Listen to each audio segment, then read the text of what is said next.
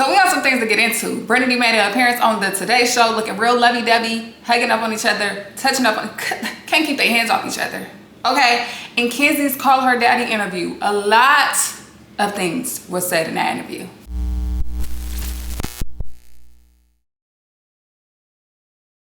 What's up, y'all, and welcome back to Duce with the News. If you are a returning subscriber, thank you so much for coming back to watch my video. If you are new here, please like, comment, share this video, and join the family. Thank you.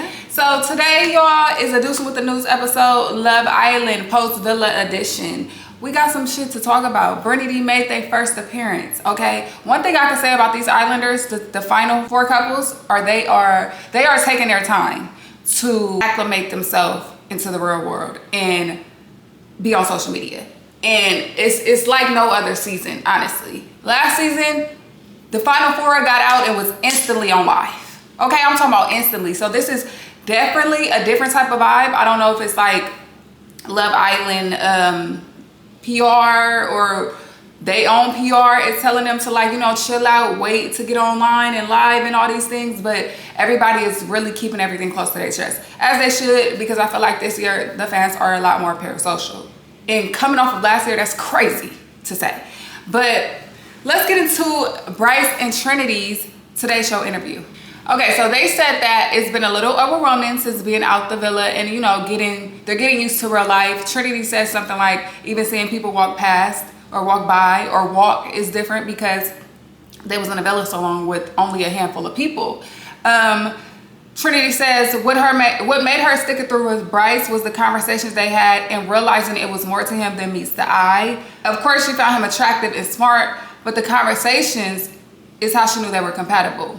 Y'all hear that? Do y'all hear that? Okay.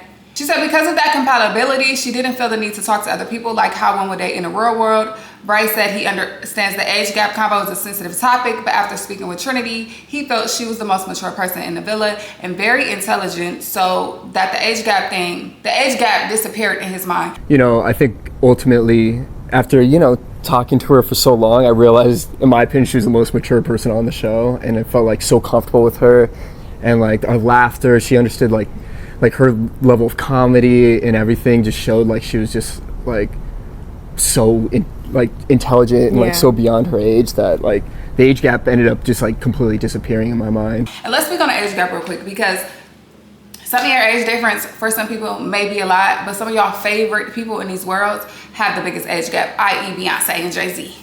Yes, I'm taking it there. Like he said already, Trinity was the most mature person in the villa. Honestly, I've been saying that. Go back, watch my recaps. I've been saying she was the most mature to me. She didn't seem like a 22-year-old woman, okay? If you didn't know her age, you wouldn't think, and she didn't look so young, you wouldn't think she was 22. So I just felt like the age gap thing and people saying, oh my gosh, are y'all realizing in a real world this is 22-year-old woman and 30-year-old man? So fucking what? How about that? So what? Okay? Age doesn't mean a thing if the intelligence, emotional intelligence, cognitive, mind growth, intelligence match up. Age don't mean a thing. It don't. They are so on the same level as far as how they think. He and her, they both said that they are very much in sync and very similar. So if they like it, I fucking love it. Now he also talked about how funny she is and she has a high level of comedy. Trinity says she honestly forgets about the age difference because they're very similar, and she also thinks it's a positive because yes, he has a goofy side, but he knows when to be serious, and we've seen that plenty of times on the show. A lot of people came to him for advice, and speaking of advice, Trinity says he gives the best advice. So we see him be childish and goofy, but we also see the serious side of him as well. Trinity says yes, it is possible to fall in love and love someone after knowing them for 6 weeks because they spend so much time together and have had intimate conversations that weren't shown.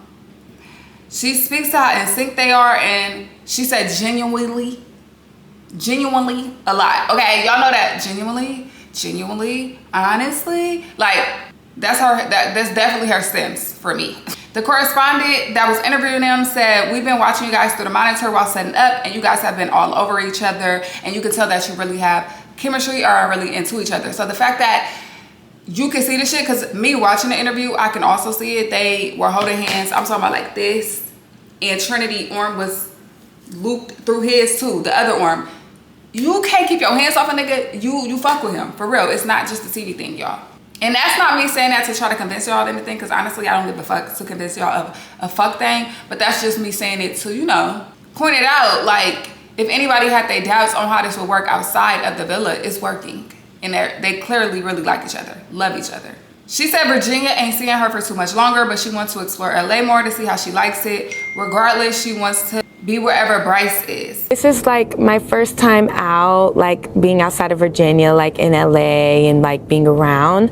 So I definitely want to kind of explore LA more and see how I like it. But Virginia ain't, they not seeing me for too long. I'm not gonna lie.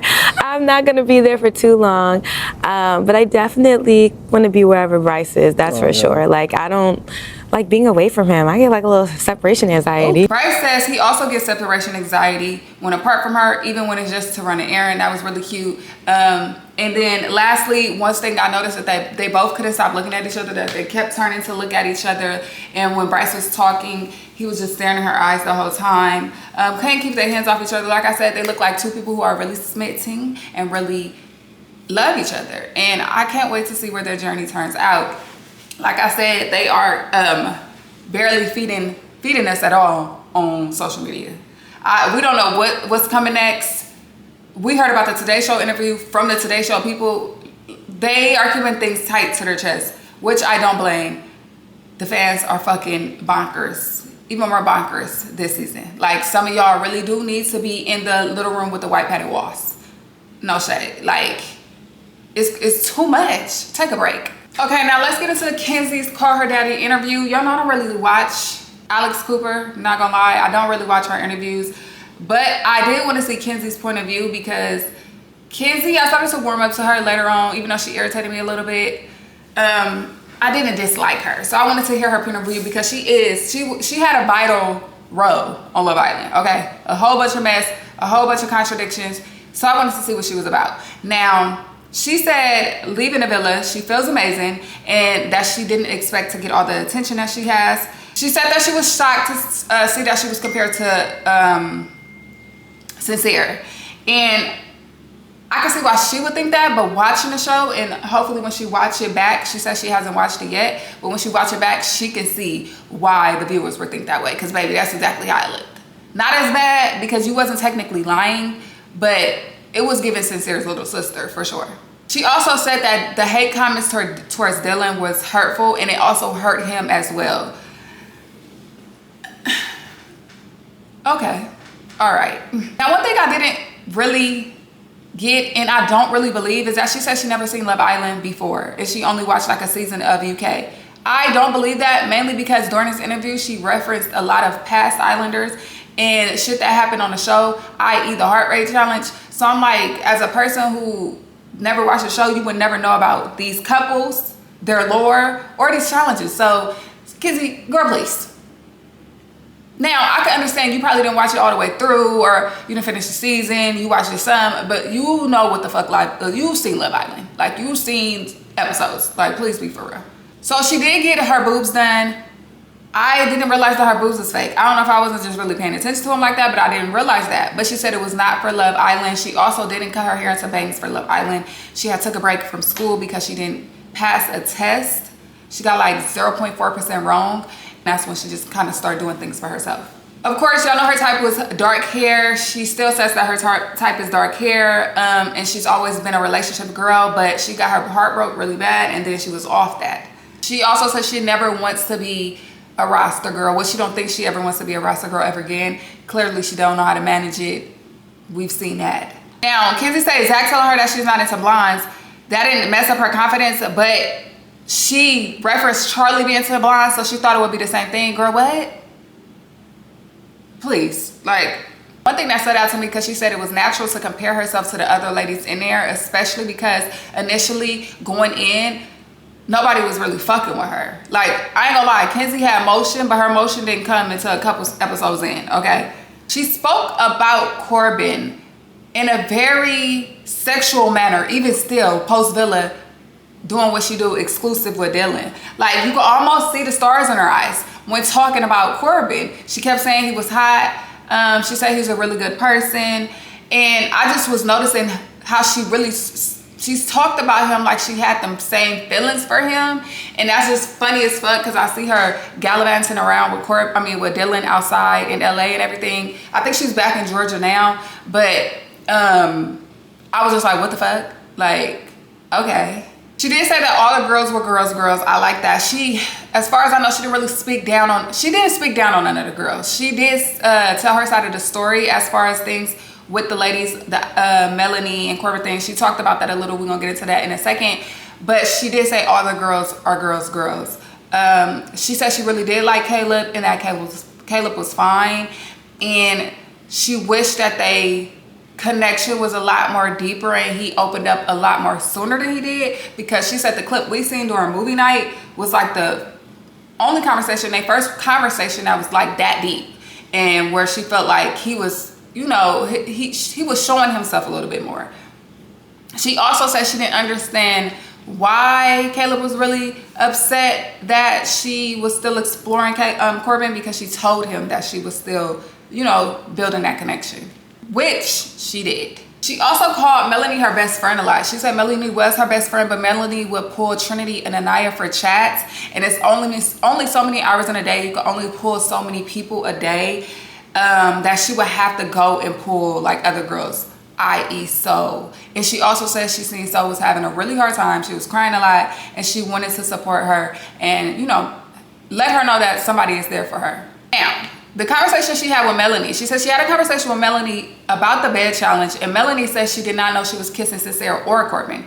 And she said she didn't really believe that because you've been kissing Sincere all this time, and also Corbin is a lot bigger than him. So it's like, which Melanie knew she was motherfucking lying. She knew she was lying. She did say that Melanie told her Corbin was her type to a T, but because, you know, what she had with Sincere, she was not trying to build a connection with Corbin, and she said, you got my word, I don't want to, you know, I don't want him, it's not that. And then the next day she seen Melanie pull Corbin for a chat, and so she was thrown off by that. And then I guess they spoke again, and Melanie said, yeah, well, now I do want to see if we have a connection, because, you know, me and Sincere is like I'm off that basically, and now I want to see if I got a connection with him. And that's why she was blindsided, and I guess that's why we seen that conversation with, I don't know if it was Jen, so whoever.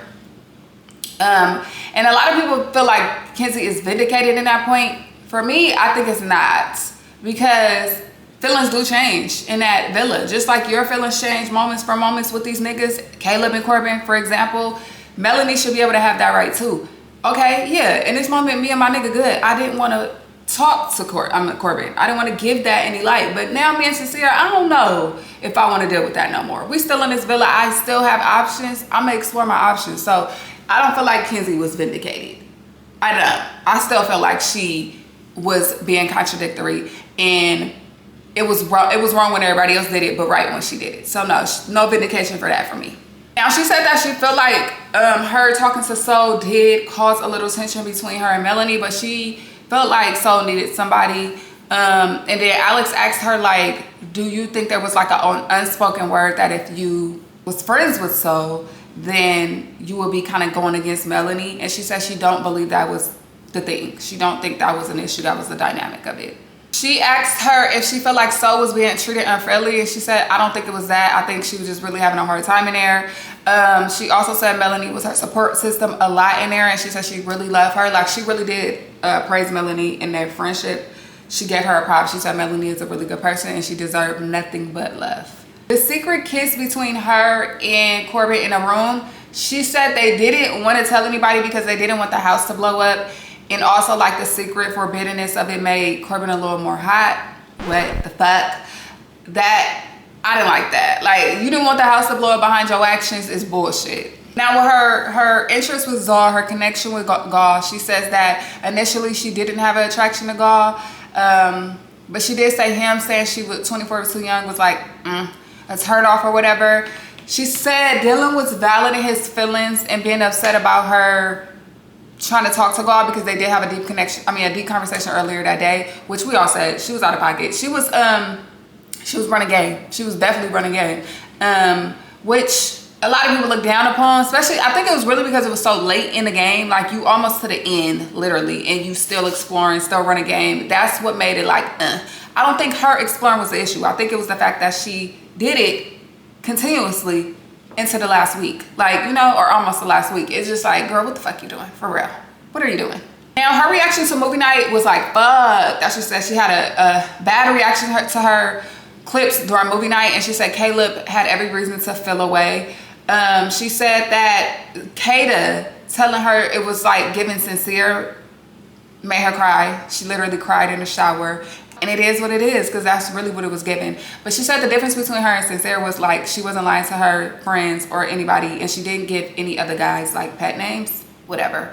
Now she asked Kenzie why did she think the girls held her to a different standard than Sincere, and she said it made her feel, she said it felt sexist and that it did impact the friendship she had, but in the end, all the girls got over it. Why do you think the girls were holding you to a different standard?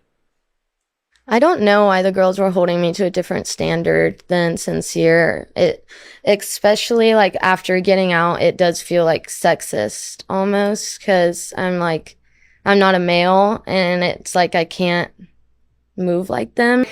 But honestly, I don't think they held her to a different standard than Sincere. Like, I feel like Anaya said something to Kenzie, and then Anaya went and had a conversation with Sincere and said shit about him too. So for me, I feel like they gave Kenzie like a fucking pat on the back. Yeah, Kata said that, oh, it was low-key giving Sincere. But that was it in the conversation that Anaya had with you. But other than that, I'm pretty sure we probably didn't see other conversations, maybe not. But it's just like, they didn't really do nothing to you. And I feel like Kenzie has that outlook on life because you could tell by her family and Family Day and the FaceTime video from her dad, she got away with a lot, and they okayed a lot, and they didn't reprimand her for even shit that could be wrong that she done. That's what it was given to me. Okay, now they do a little rapid fire like question and answer. They said strongest couple is Kata and Zach. Who she think played it the most safe was Melanie and Sincere. Someone she wish she would have kissed and didn't. Who was the strongest couple? Kata and Zach. Who do you think played it the most safe? Shit. Maybe like Melanie and Sincere. Who do you wish you would have kissed and you didn't? I kissed everyone. Okay. I kissed everyone. And another thing I found very interesting that she said her and Zach didn't speak for a week, but after that she was third willing him and Kata. That's interesting. We didn't see that.